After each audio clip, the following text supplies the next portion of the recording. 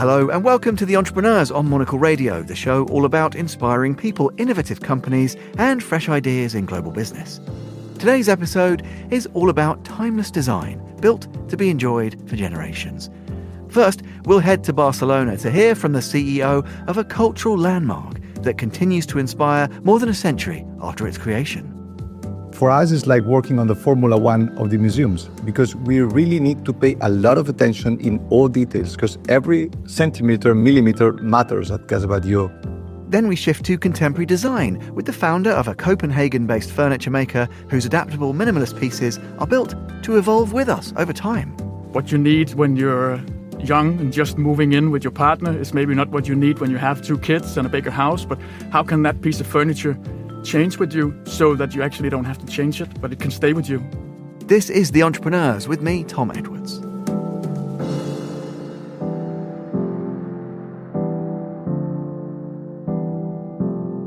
You're listening to The Entrepreneurs. Gary Gauthier is the CEO of Casa Batlló, a UNESCO World Heritage Site and one of Antoni Gaudi's most celebrated works. Now a major Barcelona landmark, the building draws over 1 million visitors a year. Though when his family bought it in the 1990s, it was in a decidedly poor condition. His mother, Marta, led the restoration, with more than 20 million euros invested since 2018 to restore its iconic spaces. Today, Gary continues that spirit of innovation at Casa Batlló, balancing tradition with new ideas to enhance the visitor experience. I caught up with him to discuss the preservation of heritage using technology to enhance visits and why he's not a fan of titles like CEO. Long ago, I felt that I was, in many occasions, the only one that I was identifying things that could have been done better or things that were wrong within Casa Batlló. Because you have a title that states that you are in charge of the web, that you are in charge of the design, the maintenance, and so forth. And I was the only one that had no charge or have the CEO title, no, that is wider. So when you remove that from everybody's head or chair, and you put the purpose in the middle of it, everybody stands for everything. And you move from having one CEO that takes care of a wider perspective to having everybody with a CEO mindset. And this is very powerful. Well, yeah, that's incredible, Gary. And I guess that can be transformational, right? And it drills right down to the heart of hopefully what our conversation is going to be about. You've said the word there, the purpose. Let's take a step back. I'm sure lots of our listeners, of course, if they are familiar with Catalonia, if they're visitors often to Barcelona, they'll know the sites about which you speak. But we have a global audience. For the uninitiated, tell us what the purpose is of this organisation, of which you are but one part, the leading part perhaps. What's the purpose? What does it come down to? So Casa Batlló, for the ones that don't know us, it's a building built, designed and created by Antoni Gaudí, the famous architect. It's a building that has a century. It was created in 1906. It's somehow his masterpiece because he had absolutely freedom by the family that asked him to build the building. And it was at his, let's say, great moment of his career. It was one of his last works. It's outstanding from many perspectives. It was declared a UNESCO World Heritage Site at the beginning of this century, of this cycle in 2005. The purpose of this building, of this enterprise, is to make people happy through art. So that's the core of our purpose. Then we have a lot of ways to implement it. We have a vision, which is to be extremely innovative in all what we do. Well, yeah, and it's interesting. You talked there about this sort of happiness, and I can't remember whether I heard you say this in an interview or whether I read it somewhere, reported of your remarks, Gary. But you talked about Casa Batlló being Gaudi's happiest work. Can you tell me what exactly you meant by that? You've alluded to it already, but unpack that for me in a bit more detail. You know, architect is a profession when you can either work for others or work for yourself. So you can have a project that has been delivered to you by a customer and he wants a specific thing. So you will be willing to provide, in that case, a design that meets a specific request. Whereas when you're given absolute freedom to create, the power, the creativeness of the architect can write better. And that happened at Casa Batlló because of two reasons. First one is because the family, the Batlló family, that asked Antoni Gaudí, the renowned and famous architect by that time, to build a home for them, gave him absolute freedom in what to do. And that's the main and most important thing why Casa Batlló is one of the happiest, if not the happiest, work of Antoni Gaudí. Second one is because Gaudí was in a very special moment. He was at the very mid-end of his career. He only did one work after that, and then he retired at the Sagrada Familia. And that was really a place and a building where you can feel and see in every single corner the richness of his proposals. Well, let's talk about that reimagining, because one of the things I find absolutely fascinating, and I know this speaks to your own personal background, exploring the cutting edge of so many new technologies, from PMR, augmented reality, nanotechnology, AI, etc. It's the way that you have harnessed and your team harnesses innovation to shed new light and optimize this incredible resource. At the risk of asking you, Gary, an impossible question, what do you think the great man would have made about the way that you've integrated these new technologies? We know that they're used now in the ongoing work on Sagrada Familia, for example, but in terms of how you amplify the extraordinary work that he did, do you think he would embrace those technologies, be as excited by them as you are? So Gaudí was a visionary. He invented a lot of architectural techniques that he used on his projects. I don't think Gaudí ever imagined that Casa Batlló will receive the affluence of visitors that we're gathering between 5,000 and 6,000 people per day. Because in that case, he would have designed the place differently. So Casa Batlló was not imagined to be a monument. It was designed to be a home.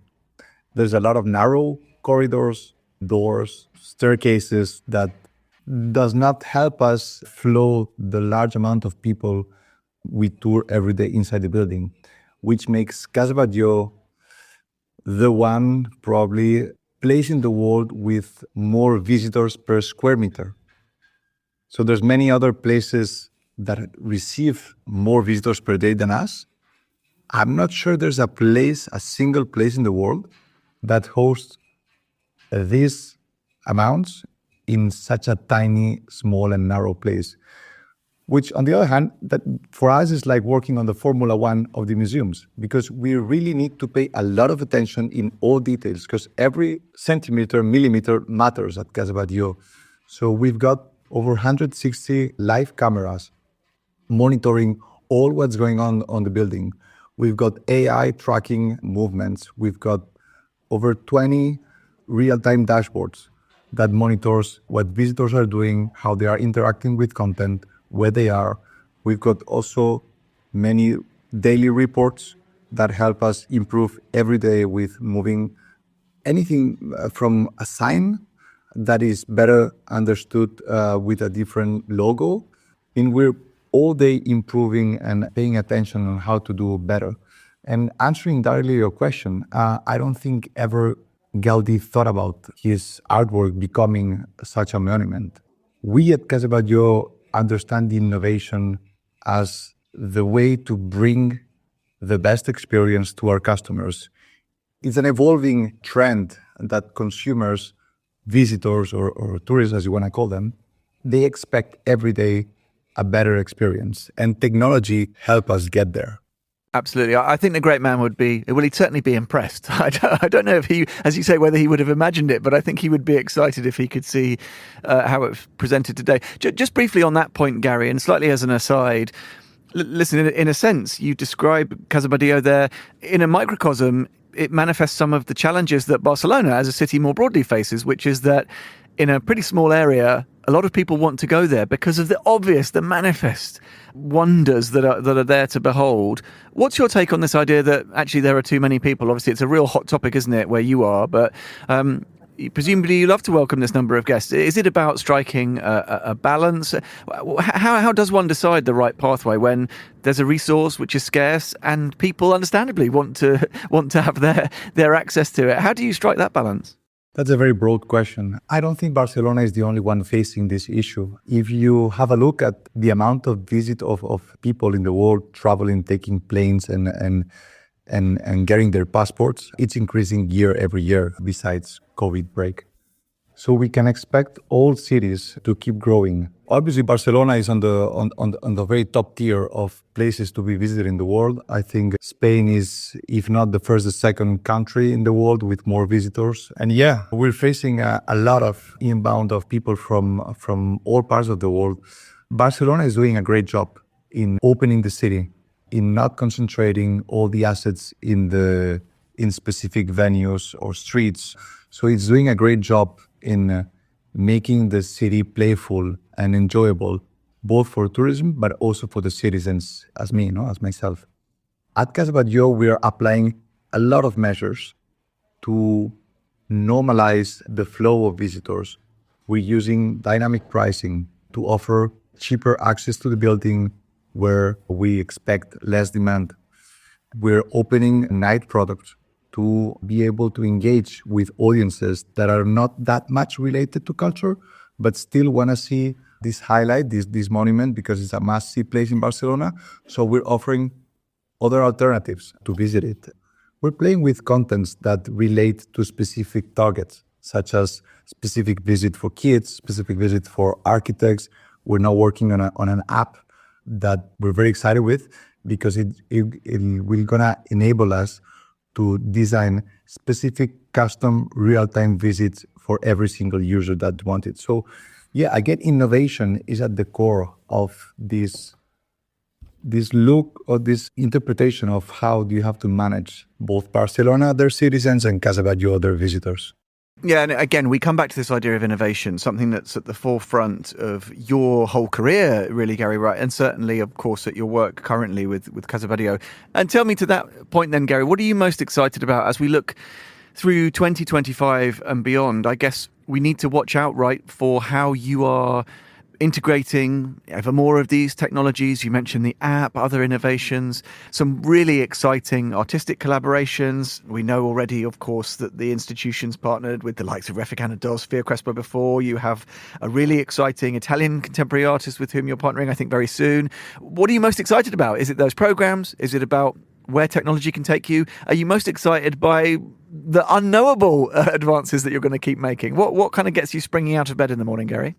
So being a UNESCO heritage site requires that we must guarantee that we preserve and diffuse the monument properly. So we spend a lot of time recovering, restoring, and taking care of this little jewel. On the other hand, the diffusion of the monument stands for what we will call marketing approach. No? Long ago, let's say 5 to 10 years ago, we were not where we are right now at Casa Batlló. And by that time, our view was to become the best monument or museum in the world. There's not a specific prize or recognition for that title. The title doesn't even exist. But by setting this note and sharing it with all the team, we all began to work on how we should reimagine Casa Batlló's proposal in order to be in the very top tier in what museums and monuments around the world are about. We invested over 30 million euros restoring and technology to bring the visit of Casa Batlló to the highest point we could ever imagine. So far, 3 years after the opening, we've gathered over 40 international awards and prizes.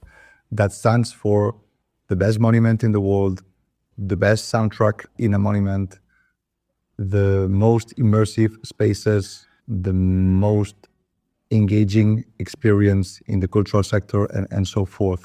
So yeah, there is not a title, there's not an Oscar for what we were looking to achieve, but we've gathered a lot of good records on the track. And here's where we are now. We have a monument that is in his, let's say, prettiest moment, because it's all restored, it's all shiny. Our customers reflect all that. We have an NPS that is astonishing. We're over 70 points in mostly all the products we launch. And yet the vision for the coming years is to keep doing that widely. And the way of doing that widely, we found that opening the doors of Casa Batlló to new or emerging artists, to enable them to think, get inspired, and create their art based on the imagery that Gaudí designed and left at Casa Batlló, is an excellent way to spread the Casa Batlló art away. And we've done that through mapping projections with what you said, with Davide Quayola is the very last artist that we're working on. And yeah, that's very fascinating because the scope of work that can lead us to is amazing. That was Gary Gauthier, the CEO of Casa Batlló. You can find out more by heading to casabatlló.es.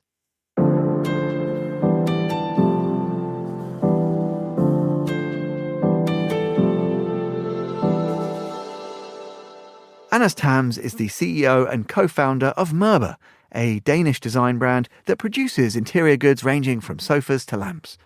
With a background in cabinet making, Anders and his architect co-founder set out to build on Denmark's design legacy, crafting furniture that's easy to ship, simple to repair, and adaptable to life's changing needs. Anders stopped by Midori House on a recent trip to London to chat to Monocle's design editor, Nick Manise. Anders began by talking about the start of the journey. The potential was just shared view on what we wanted to do, basically. I think when we started out, we were just good friends. Met at cabinet maker school, actually, with one of the architects, Martin, there, and then later on, Nick, who was also from the architect school. And I think, of course, they bring a perspective of shape and form and design that's little bit more, not only big scale, but also a little bit more, how do you say that, abstract, where it's very specific, concrete, what you have in your hands as a cabinet maker. But that said... So you've got this contrast. Yeah, you got that contrast, but I think what brought us together is also that the two other founders are also very hands-on. We've always been designing, making stuff, finding the solutions, along the way. And it's also part of our business today. We have a workshop just at the back of our office, so we can go there back and forth, prototype, find out those good solutions that you can only see when they materialize themselves. Because I think that's quite fascinating. I mean, obviously you're making a physical product, and I think maybe now the temptation might be to do everything in, I don't know, online on AutoCAD, model it up digitally, and then actually have to wait a little bit to see the actual prototype. But you're actually making or testing your products right behind your office. We are, yeah. In the courtyard behind our office, we have a small workshop where we are doing, we have a lot of woodworking machines, of course, 3D printers, laser cutters, all that stuff. But yeah, testing it out right away, finding out if that idea that's good on paper is also good in reality. I think that's wonderful. But I've got to ask. So you've got this amazing hands-on approach. You're bringing together, I guess, maybe the abstract nature of perhaps architecture school with the hands-on nature of carpentry school. You're also setting up a furniture business, or you set up a furniture business more than 10 years ago, in a country that has furniture businesses that are hundreds of years old. I mean, why set up? Why try and maybe not compete, but why add something to this ecosystem? I think you're totally right. I think it's. It is a fair question to ask, and I think part of it is because it's in our blood, right? We do have this long heritage of furniture making in Denmark and Scandinavia in general, and I think that part you just carry on as the next generation, right? But we also wanted to do something a little bit new. I think we saw a potential for, how could we bring Danish design forward, thinking about design as more than just form follows function, or more than just good looking or beautiful. But how could we bring something more into that equation? When you talk about longevity in furniture making, you often talk about good quality materials and it's going to last forever. But I think you do not often talk about how do you design for longevity? How do you actually make a piece of furniture that's, for example, easy to repair, good for recycling? Hopefully that will never happen, right? But it does, we know. How do you make a piece of furniture that can change over the course of a lifetime? So what you need when you're young and just moving in with your partner is maybe not what you need when you have 2 kids and a bigger house, but how can that piece of furniture change with you so that you actually don't have to change it, but it can stay with you? We've tried to do that. We made a bed that's expandable that goes from 90 centimeters to 180, things like that, so that you can kind of modify it to the life situation that you're in.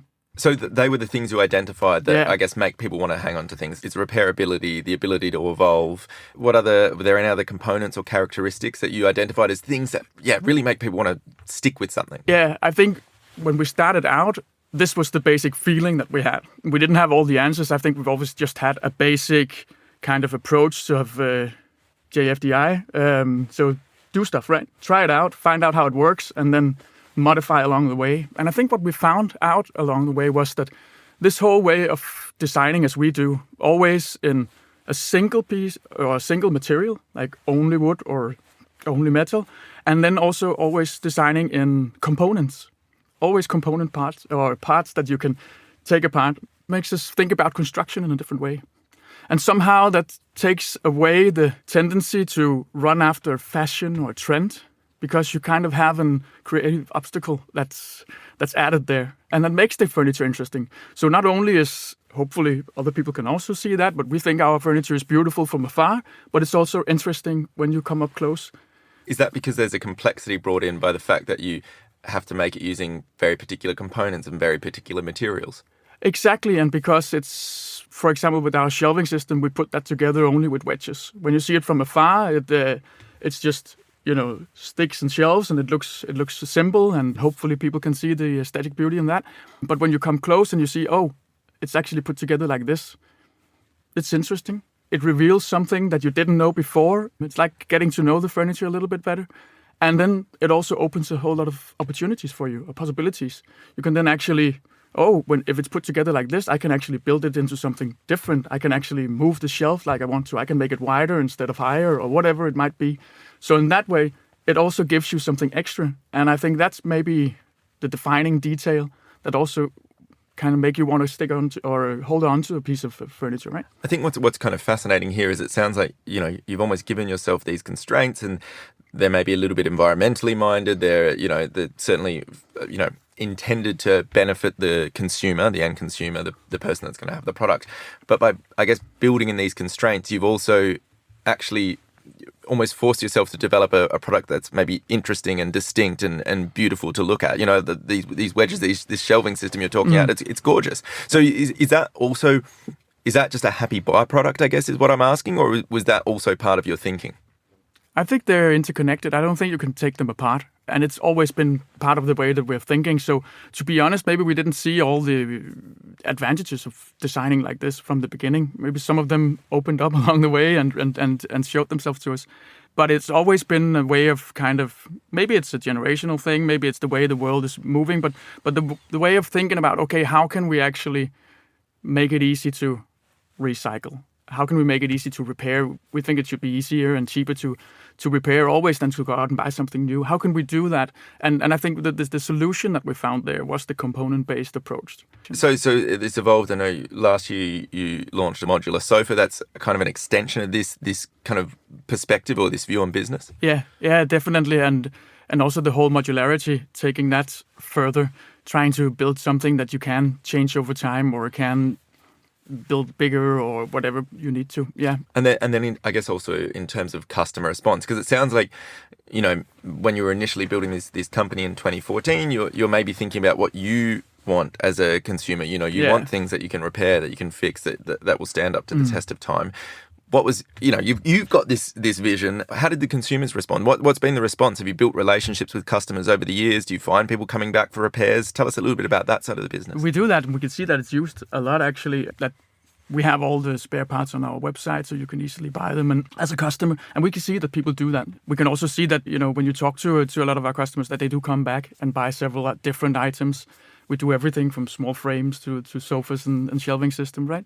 So there's definitely something there. But that being said, I think maybe we weren't too commercial, actually, when we started out. We were lucky that we hit some kind of nerve that people resonated with or that resonated with them. But it wasn't the thought from the beginning. And maybe starting out as two architects and a cabinet maker, like we talked about, was one of those things where we're not always too strategical. We made a bet a few years ago, and there's not that many in our business that do beds as part of their portfolio, and people are looking at it and saying, why do you do that? But it turned out to be a great success. So the first product we had was a frame, and also, again, why don't do a chair or a table? Well, because we had the idea and we really loved it and wanted to bring it out there. And sometimes you trip when you do that, but we've been lucky to somehow come up with some things that people actually... This almost feels like a frustrating business lesson. Because essentially what you're saying is we just did what we liked and it's turned out to be pretty good. A little bit, especially in the beginning. Of course, you grow along the way and you get a better feeling of people, the market, your customers. And you also get a lot of, really great feedback when you're out there on fairs or in a shop or whatever it might be. So, of course, those things influence also over time and people will come to you and say, oh, why don't you do a mirror or why don't you do this? And, of course, that gets you thinking. And I think that there's also something to be said about that product offering. Like you've got everything from, like you said, a frame for a picture or an artwork through to shelving all the way up to like kind of, I guess, what could potentially be quite a big modular sofa. Was that also intentional to have all these different points of, I guess, interaction with your customers? Definitely. And then it was a practical thing when we started out.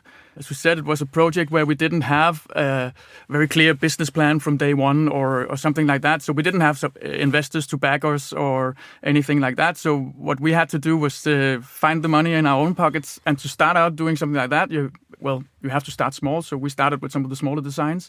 And as the business has grown and we've been able to do the other things, we've built them on. We always had a vision of doing big furniture also. And I really hope that one day we'll also do a house or a summer house or something like that. Yeah. So coming full circle back to your co-founder's architecture background. Definitely. I really want to do that also. Yeah. I mean, I've got to ask as well, you're coming into the studio today. I mean, what were some of the things I guess you wanted the Monocle listeners to know about Mube? Are there any kind of key takeaways that you feel are essential for people to understand your brand? I think the whole part about thinking about furniture as more than just something that's aesthetically pleasing or something that gives you a little bit more, and actually thinking about furniture as something that can also be supportive of a certain lifestyle or it's something that surrounds us all the time, right? Something that we maybe register or maybe it's just unconsciously register and affects our lives a lot. And we want to make furniture that has that extra dimension, furniture there's so many things out there that are complicated today. Seem simple, but they're not. Like if you have your phone or your iPad or whatever it might be, if it breaks, you don't have a clue what to do, right? But we try to make furniture that's analog and that you understand and that speaks to you and make you kind of, it's a big word to say empowered, right? When you're talking about furniture, but a little bit that you actually have the power to repair this, that you can do something, you can change how it works. And I think that's an important thing about what we try to give to the furniture business. And I think it also changes the customer's relationship with your products. They feel like they understand it, they know it, they can play a role, I guess, in shaping it. Is that kind of a key tenet of it all? Exactly. And also maybe remember to ask those questions like, how does it work? How was it made? What do I do when I, at some point, hopefully, not me, but maybe my kids or somebody who inherit it, gets rid of it? What happens then? Those questions that we haven't talked so much about sustainability or longevity, but that's definitely also part of what we do. I think those questions are important to ask no matter what kind of furniture you buy. And are they important for business owners to ask themselves as well? I think so.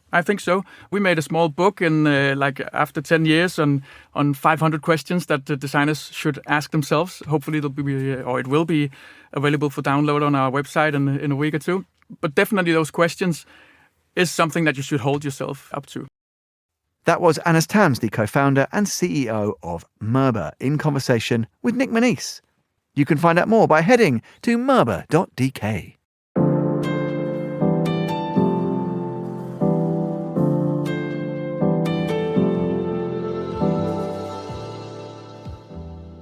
And that's all for this episode of The Entrepreneurs. We'll be back at the same time next week. Do look out for Eureka, available every Friday. The programme was produced by Laura Kramer with audio editing by Jack Dewars. Listen again and find out more about The Entrepreneurs at monocle.com. That's where you can subscribe to Monocle magazine and read more about better businesses every month. You can follow us and catch up with the archive wherever you get your podcasts. To contact the team, do email Laura on lrk@monocle.com. I'm Tom Edwards. Goodbye, and thanks for listening to The Entrepreneurs.